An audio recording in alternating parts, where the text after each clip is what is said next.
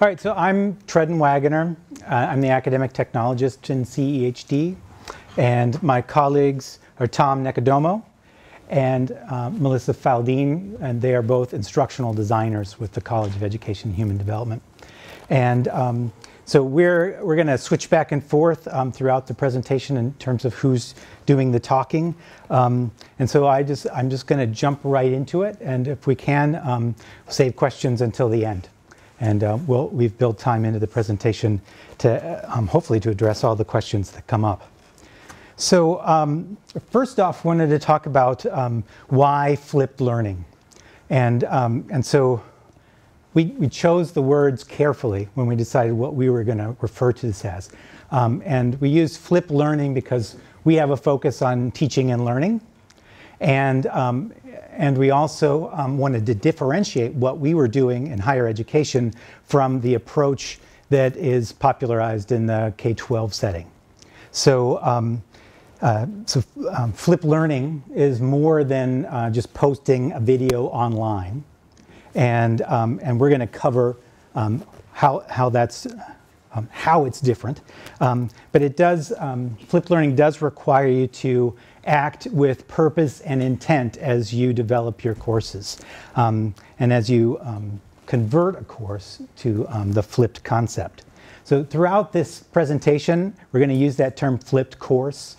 That doesn't mean you can't apply this concept to a single activity or a single session, but just for shorthand, we're talking about flipped courses. And but I just wanted to point out that you certainly could apply this to an entire course. We didn't prepare a handout for you, and so I don't have a piece of paper for you, but if you would like to have something to refer to so that you don't take a bazillion notes, we have developed a resource guide for CEHD instructors on how to apply this concept, and it's available at this z.umn.edu. So if you want to go there now and pull up the PDF and kind of follow along in that document, you're certainly welcome to do that. And we'll repeat this URL at the end of the session so that you have it to download again. So I want to start off with how we in CEHD defined how we define flipped learning. And those of you that have been in a process where you're developing a learning guide or edited something by committee, you know that you get all the players at the table and think about the language very carefully. And so I'm going to actually read our definition so that I don't have to rely on my memory. So flipped learning is a pedagogical model where traditional instructional goals for what happens inside and outside the class are reversed, and student learning becomes increasingly active. When flipped, students acquire knowledge, develop comprehension, and have opportunities to assess their understanding outside of and typically prior to in-class meetings. This acquisition occurs through carefully designed and typically independent and self-directed activities. During in-class meetings, instructors facilitate active learning, engage students, guide, and provide feedback as students work together to apply their new knowledge. The flipped learning model can be used for a single session or an entire course. So that is how we in CEHD defined flipped learning and built our instruction for our faculty on how to apply the concept based on that definition.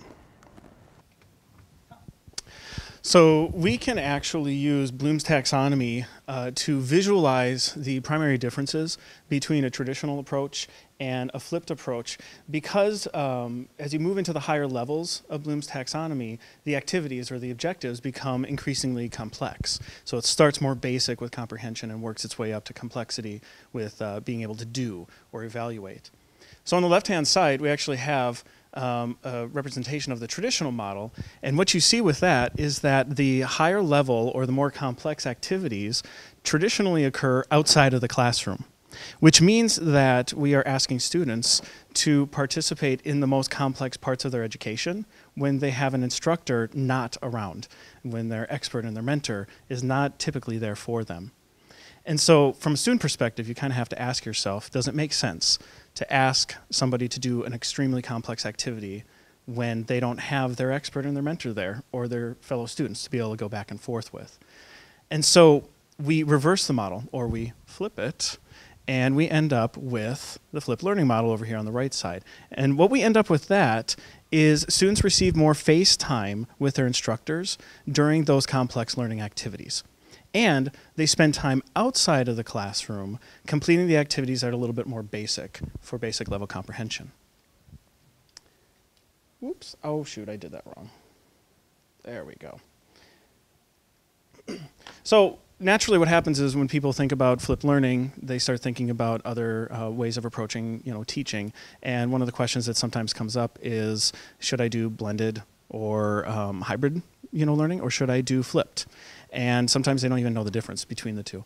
And so really the primary difference between the two is the goal that each of them has in doing it. And so with a hybrid, with a blended approach, the goal is more about where the sessions occur.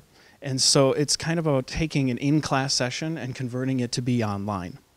Now on the flip side of that, a flipped lesson, a flipped approach, is more about what is going on within that actual lesson. And so the idea, like we've shown with Bloom's taxonomy and the definition already, is that the student's initial exposure to the content occurs outside of the classroom, and then the in-class meetings are able to be used to do direct student engagement with either the instructor or fellow students, and ultimately with the content. Now there are a couple other subtle differences between blended and hybrid and flipped. One of the other things that's big about it is that hybrid and blended learning requires the use of technology for attendance or collaboration, for sending information back and forth. A flipped approach actually doesn't require technology at all, because you can have somebody do readings outside of a class, out of a book or out of a printed handout. So you don't actually need anything technology-wise to be able to do flipped, which I think is a very important thing to differentiate in your head because of the fact that, sometimes you may not have technology available to you. Ultimately, the decision of whether to do a hybrid or a blended approach versus a flipped approach really comes down to what are your course objectives and what are your goals for the class, and how does each one of them play into that. Now in this presentation we're going to give you an overview of what a flipped session will look like. And so let me just give you a real quick high-level idea of what it's going to look like, and then I'll pass it on so we can get into the details of those. So a flipped course, a flipped session typically starts outside of the classroom. So we got Pioneer Hall here on the quad, student housing. And so outside of the classroom, we have students that are going to be watching videos, listening to podcasts. They are going to be assigning, or looking at readings. It's generally getting the exposure to that content. In addition to that, outside of the class, students are also going to get an opportunity to do a check for understanding, like a quiz or something. During class, so in class, STSS, the instructor would start off with a check for understanding initially, just to assess the student comprehension of the pre-class activities and to review the content that the students looked at ahead of time. And then the primary part of the class is the active learning activities that help the students to deepen their understanding of the content. In addition to all of this, there's also thrown into there additional checks for understanding throughout, like quizzes and such. Now, in addition to the in-class and the out-of-class activities, what you're also going to see with a flipped class is the need to do occasional formative course feedback so that the instructor is able to constantly see how things are going, monitor, and be able to respond accordingly. And then occasionally, you're also going to see students doing traditional homework assignments or a capstone project. Now, homework actually plays a very interesting role in a flipped approach to teaching, and we're actually going to discuss that in more detail, so I'm not going to touch on that quite yet. And we are going to pass it on to Mel. All right, so when you're thoughtfully designing and implementing a flipped activity, there's benefits that you're going to see to the content, to the students, and to the instructors. I mean, in a flip session, we do have the ability to integrate learning technologies that we probably didn't have an opportunity to use before into the content dissemination. We're probably getting that content to students in a more creative and possibly more engaging manner, and while maintaining its instructional effectiveness. The instructor sees a benefit in that they get to the opportunity to expand their role in the classroom. They're no longer just the expert lecturer. They're a guide, they're a facilitator, they're a coach, they're a mentor to their students. And they have the ability to then have this direct contact with them, probably more direct than they've had before, where then they also get to assess the student mastery of the content differently. No longer are we just looking at quizzes or papers or exams. They have some one-to-one interaction with those students and some of the kind of intangible knowledge of their student understanding. And so this benefits the students as well because they have quite a bit of instructor interaction and communication. But they also have quite a bit more interaction with each other as well in this type of approach. So students are engaging with students, and they're really creating their knowledge base. They are creating the solutions to the challenges that are posed to them by learning by doing, right? This is not to say that there aren't any challenges with flipped learning activities. There's a lot of change in that. I mean, you think about, we've got students that are coming in and then we're giving them new learning technologies. We obviously need to teach them how to use these technologies and support them in their use of that technology. We're looking at students that are coming into this class environment that have been in 12 plus years of a very traditional learning model, and they probably expect that. This is probably the first time that they are experiencing this type of knowledge acquisition in the classroom. So there's a responsibility for the instructor to really manage change and to manage those shifting responsibilities. They're looking at students that they have to support in these new technologies. They probably are going to have to make themselves more available outside of the classroom, so when those students have questions, they have the ability to seek some advice. They may even have to teach a bit of kind of time and task management to these students, because now we're looking at a different approach to acquiring their knowledge and processing that knowledge, and not ones that they're probably familiar with. And when we move out of these kind of comfort zones and when we have this change and these shifts in responsibility, we're also looking at, we typically revert back to our comfort level, and that's also going to be something that the instructor is going to have to mitigate. That change is hard, and as they're moving into this changed role, it's probably easy for them to kind of fall back into the lecture, the sage on the stage, and we want to make sure that they're really staying as that guide, as that facilitator in this situation. And one of the larger challenges, and I think I'm preaching to the choir in this audience, is time. It takes a lot of time to develop flipped activities, in part because of simply the design process, but also in part because there's a lot of change factors and change management that everyone is dealing with here. So we really recommend that you give yourself enough time when you're looking at flipping an activity or a course or a session, that really using content that you've already used before or an existing activity is a great place to start. You're familiar with that already. And taking kind of baby steps, looking at maybe if you're using an entire course, you're flipping 1 or 2 activities, not the entire course as your first bite. As we design and as we're building that design through that timely process, some things don't change. So we're still looking at the learning objectives guiding what's happening with the content, what's happening with the activities and the assessment. We want to see alignment from those learning objectives, the activities, the assessments. We want to see that we're really focused on that objective being, what is the student going to do differently when they are done with this activity? Where it's a little bit different here is Traditionally, we're looking at those objectives almost in a kind of chronological order, that we're looking at building and scaffolding up, and that might take across the period of the course or that activity. Where in a flipped learning model, our focus that's really going to help us in this design process and focus in the logistics of the flipped activity is finding the line from basic to complex. So if we look at the flipped learning model, there's the triangle upside down. We're looking at the lower order objectives that, the remembering and the understanding. Those are the things that are done outside of the classroom. The higher order objectives, the applying, the analyzing, the evaluating, and creating, all those things that are being done inside of the classroom. So those complex things being done inside the classroom.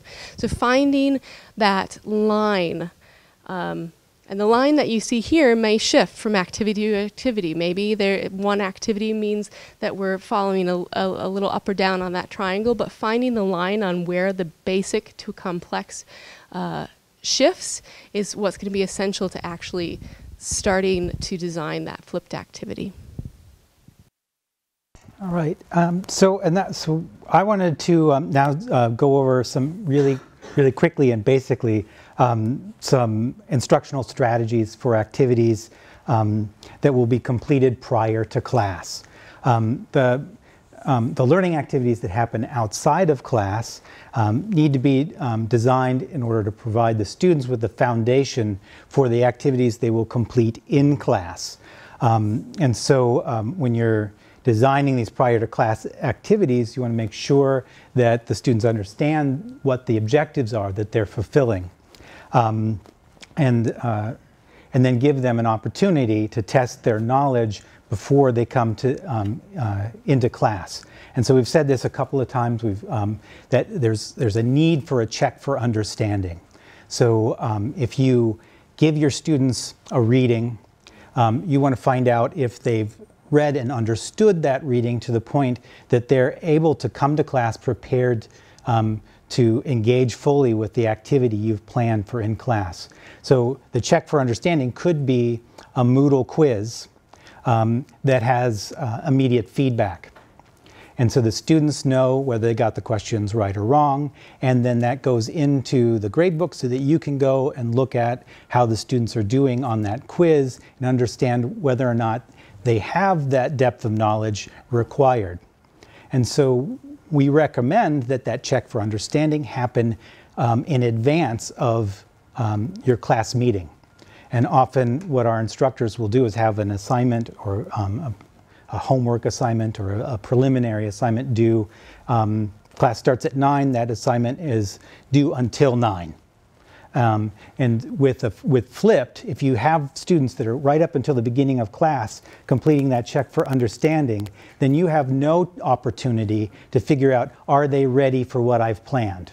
And so then when they come into the classroom and you find out they're not ready, then you have to shift your plan on the fly.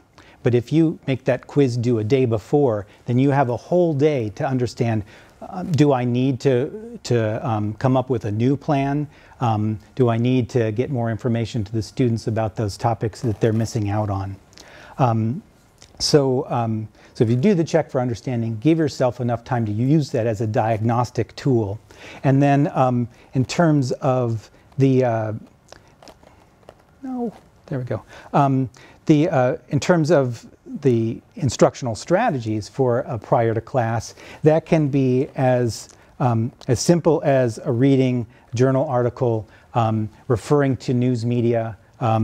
It could be watching that recorded video that you've prepared of yourself talking. But it could also be a video lecture like a TED Talk. It could be a podcast. It could be a collaborative annotation assignment. So in CEHD we have Video Ant, allows students to watch a video and annotate that video in a collaborative environment. And PDF documents also allow for collaborative editing. So that could be an activity that students are doing outside of class in preparation for that in-class activity. And then of course our discussion forums on our Moodle sites are another strategy that we can use. And as Tom mentioned before, that there is a difference between a prior to class activity and a homework activity in our flipped learning model. And so, so a homework assignment is something in addition to the preparation work that the students are doing for the in-class activity. So that, that could be, you know, working on a capstone project. It could be a term paper. It could be some assignment other than those that prepare them for the work that they're going to do in class. And so when we refer to homework, we're talking about these extra things as opposed to the prior to class activities. And our recommendation in this point is to think about the balancing the workload for your students. Think about how much time will they have to complete what's required for the course, and when you're thinking about these homework assignments, and when you're thinking about course design, where do these homework assignments fit in? And it may mean that you need to cut that favorite activity that you had because it doesn't align with your objectives anymore now that you've flipped your course.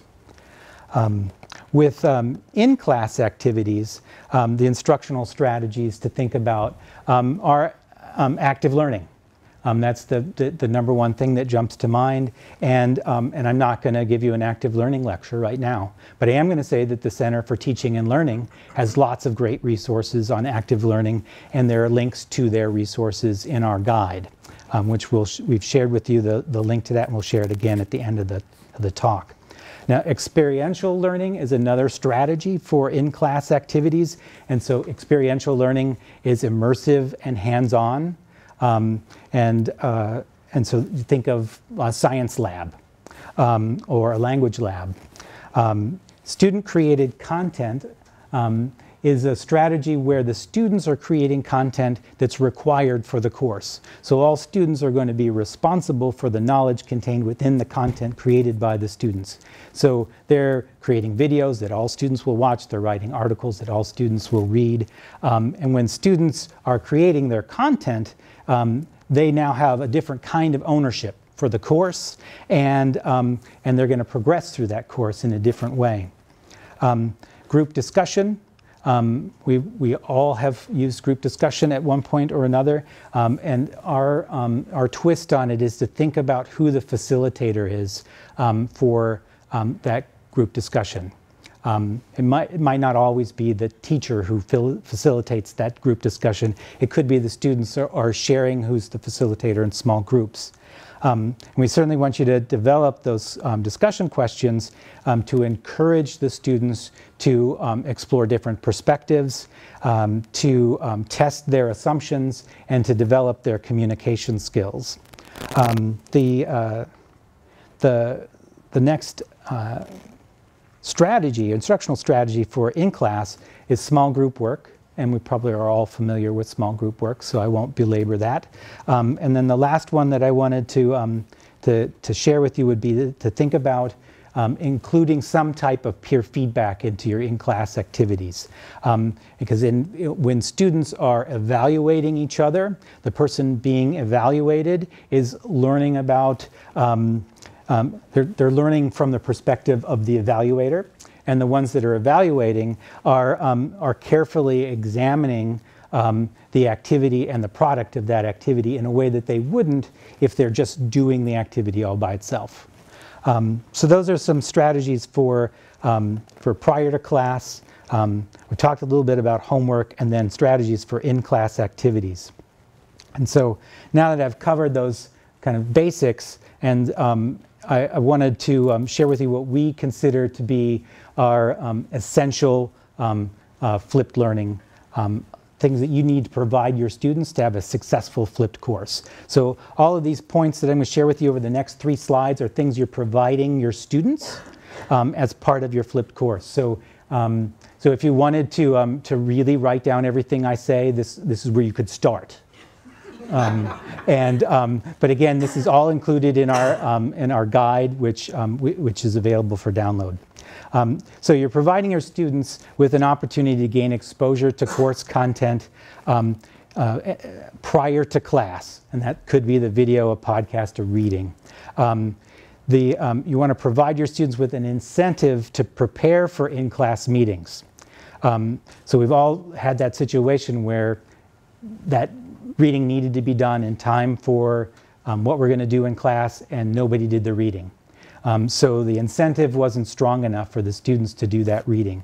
And so one easy way to do that is to assign a significant enough of a value in the student gradebook on that prior to class activity, so that the students are then motivated to complete it. And you might have other strategies for incentivizing or motivating your students. And at some point it would be fun to have a discussion about that, and maybe we will during the questions time. Then providing your students with guidance on how to manage their time and how to manage the tasks that you've given them. Because this is a different kind of learning environment than they're used to. And so you want to provide as much guidance for the students as possible. So you'll also want to provide students with a mechanism to check for understanding. We've talked about this a couple of times. And again, an example of that would be an auto-graded Moodle quiz. So you're checking their understanding of the prior to class activity, so that you know whether or not they're prepared for the in-class activity. You want to provide students with multiple channels of communication. Communication with the instructor is key to student success in a flipped learning course or in the flipped learning environment. Provide your students with real-time formative feedback throughout the course. Be prepared to address issues and make adjustments in a timely manner. So if you're going to ask your students to give you feedback on the course, be prepared to take action on that feedback, and be prepared to take action shortly after you take that feedback. So you don't wait until the end of the course, because that's summative feedback, right? To do something about it. If you've asked your students to tell you how it's going and they tell you, then be prepared to make some changes. Provide your students with highly structured and carefully planned in-class activities that focus on deeper learning and direct engagement. So that could be problem-solving activities, active learning, or collaborative learning. Provide your students with learning experiences that are aligned. So in-class activities should have a clear connection to the prior to class activities. So imagine them on one side of the bridge and then on the other side of the bridge. So that's our flipped learning essentials. So we didn't want to just tell you guys about flipped learning. We wanted to also give you some case studies, some examples from our own experience. Academic Technology Services, our team, have actually found ways to implement flipped learning in our own work. And so I've got two professional development examples to tell you about, and then Mel's going to tell you about a third example that we have. But the first one I want to talk to you about is a graduate assistant workshop that we put together for the first time this year. And the workshop is intended to be run twice a semester with our CEHD GAs to teach them about high quality and good online course design. And so to do that, we were going to use our own in-house created document, the Check, which is our online guide to good course development. And so the whole goal of this was to be able to work with the GAs to learn more about the Check, to learn how to design solid online courses. But we also wanted to talk to them about their individual questions and their needs about the courses that they are supporting. What we ran into, though, was, and this is a lot of times the question you have to ask yourself when you're flipping is, what am I missing out on in class? What do I really need to accomplish? And what we realized was we didn't have the time in the workshop to be able to both talk about the Check and give an opportunity for them to learn, more about their specific scenarios and to get the help they needed. So we flipped it. And so what we did was, just like we have been talking about, we did a standard flipped approach, and we had the GAs basically review the Check document ahead of time through a guided activity, and then they did a check for understanding, and then they came into the actual workshop itself, and we did an intense round-robin type activity, which allowed the students to be able, or the GAs, to be able to sit down and meet with individual members of our team and talk to each of us about, their specific needs. It worked really well because it gave us the ability to spend the most valuable time with them in person on what we felt was probably the most valuable portion, and that was helping them to hash things out. Now, something that Treden mentioned earlier was the importance of putting the pre-class check for understanding early enough so that you have enough time to make adjustments if you have to. And that's actually what we ended up having to do with the GA workshop. So it actually went over very well, and the flipped approach went very well. But what we learned was that about half of the students actually did their pre-work, which was problematic for us. And so thankfully, because we had actually done the check for understanding early enough, we had about a day, day and a half to be able to say, okay, obviously our approach is not going to 100% work. We're going to have to integrate in a little bit more discussion about what the check means. And so we did. We made that adjustment, and it actually worked very smoothly. And it allowed us then to make potential changes to future workshops. But it worked really well. The students, or the GA, seemed to really like it. And it worked really well for us too, because we got high quality time with them and didn't have to feel like we were standing in front of the class and just, teaching. The other case study that I have is to talk about our TREX program that we do every year. So some of you may have heard about this, but we have a program that we run twice a summer called TREX, and it's a faculty development program for CEHD faculty. And basically it's a 4-day program, a 4-day workshop that allows instructors to be able to come in and learn about a specific topic for that TREX workshop. And they get to do a day in person where they learn about the concepts, and they do round-robin activities. Then they get to do an online day, and then they get to do 2 days of intense workshops so they can actually work on their stuff. This past summer, we decided to put together a TREX flipped workshop. And this was all based off of helping instructors to flip a class and to learn about the basics of flipping a class while participating in a flipped class. And so it worked really well to be able to help them understand it while they were doing it themselves. And so what we did pre-TREX, the instructors were put through another guided process, a guiding reading process, where they learned about what we needed them to hear about flipped. We put them through our guide and gave them the basics that way with, of course, more checks for understanding. And then the first in-person session that we had, we were able to do just a high-level overview of what what flipped really was, and then we could really dive into the really good stuff with the round robin and being able to work with people and their specific technologies and their specific ideas. And then by the time we got to the workshop, the last 2 days of the entire program, we had asked instructors as they went along to start thinking about what they actually wanted to flip in one of their courses. So by the time they got to the workshop, they were actually working on flipping a course. And instead of us needing to stand around and talk to them about how they need to do it, we were able to then invest our time instead working with them individually with their actual needs. Which, if you think about it, makes sense. When you're introducing somebody to a new concept, it's great to be able to sit next to them, help them to understand it, rather than pushing them out the door and making it do it themselves. And TREX Flipped worked really well. It was quite successful. And the instructors really liked it.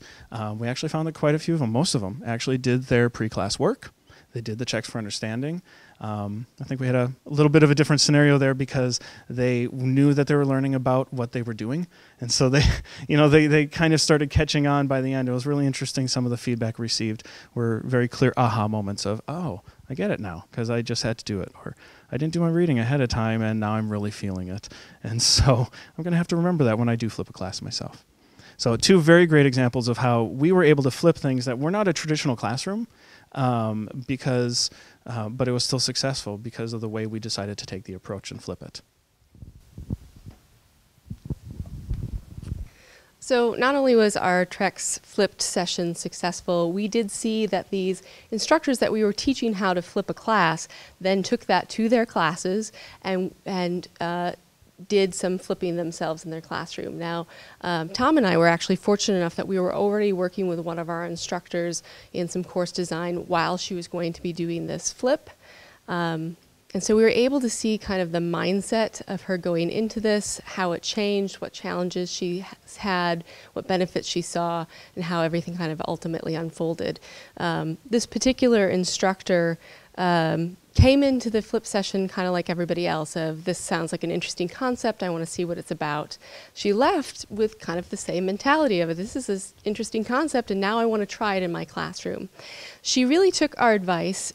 She started with an existing class, existing content. She was very, very familiar with teaching, and she said, I only want to try this on one activity. So perfect. Tom and I were like giving ourselves high fives. It was a way to go. But what we then found is that's when the challenge started, is that she had just gone through all of this input of what it was to flip, and she started looking at her own course and really struggled. We had this instance of her looking at her course and saying, well, I could do this, or I could do this topic, or I could do this topic, and we spent quite a bit of time talking through these scenarios. And what we found were a couple of major things. One, she was looking for the right one. It was a lot of, well, is this going to be the right one for me to flip? And it was a lot of us saying, you know, there are obviously some activities that are going to be a little better suited to flipping, but there's no perfect flip. This is not finding a right one. This is finding the one that you actually want to work with. And then we also saw that she was kind of overlaying the flipped model onto her existing course. So she was looking at everything as it was, not what she wanted it to be. So we eventually kind of said, all right, let's just put this aside for a little while. Let's not think about the flipped concept. Instead, think about your class and think about your students. What do you struggle with? Is there a spot that you are consistently running out of time, or that you're consistently seeing your students are having an issue with the subject matter? Something that you really feel like, you know, they come back and they kind of get it, but they don't quite get it enough to really feel like they've mastered that. And that was her aha moment. That was when she went, yeah, you know, I have this spot. Every single year I teach it this way. Every single time I run out of time, and I feel like if I could just have a little more time, I could probably get this to sink in. And that was perfect. I mean, it really led us to go, okay, so these are complex matters that you're trying to teach that they're typically taking home. Let's reverse that. Let's get that into the classroom. And then through our discussion with her, it was really just an idea of where did that line fall between the lower order objectives and the higher order objectives, and that kind of organically came about as we were talking. So it was a great situation. We went ahead and mapped out the actual process of the flip on the Moodle site. So we looked at what are the students going to see in this week, what are they going to see in the class session where they're actually flipping. That helped this instructor visualize this change and kind of see the process flow of in and out of classroom. And once we felt like we had that kind of hammered down, then we ran into kind of our second big batch of challenges, and that was her role. You know, she was very, very comfortable being a lecturer. She was very, very comfortable being the expert, but standing and lecturing. She wasn't as comfortable with the role of facilitation and guiding. And in some ways, you know, you look at this expert and you think, well, you can just fall back on all of your experience. But instead, it took a little bit of coaching for us, that we provided some resources to say, you know, in a classroom when you're discussing these things, you might want to have these handouts for your students because they're going to be an earmark for you and for the students. And we kind of coached her in the facilitation process to the point that she felt more comfortable with then being that facilitator and being that guide. By the end of our design session, she was extremely excited, so excited with the prospect of actually getting this concept across to her students that she decided she was going to flip 2 more sessions. So it was great. We enjoyed it. And it was interesting because we also saw her progress from this first flipped activity to her second flipped activity and to her third flipped activity. After the first experience, it was positive. She was able to get most of her students to react the way she thought she would. She did a check for understanding. She was able to facilitate the session. she did find that she wished her students were a little more engaged. And she then realized that that defaulted to her, that she needed to kind of motivate them a little bit more or a little bit differently, and she needed to facilitate and maybe poke during the discussion sessions that she was having a little bit more so. So she made changes within that semester, within that course, to go directly into her next flip session. And she made further changes into her third flip session. So we don't have any, hard data on the student feedback on this. We have kind of soft data that she really enjoyed what she experienced in the classroom, and her students seemed to have a good positive experience. So she's actually planning on using some flipped activities in some of her future course offerings. She had noted actually that she's going to use some of the resources that we provided during the flip session, going back to some of the notes that she took, as well as our CEHD guide to flipped learning, which again is the download that you can see here. This resource really is a synthesis of our greater team's research and knowledge into the flipped learning activities. We think we've organized it well, and that you're going to see the definitions and concepts of things that we talked about today, but also we're going to get a little more in depth into some of the tips and tools you might use while you're planning a flipped activity. Ooh, I get the thank you screen. It's time for questions.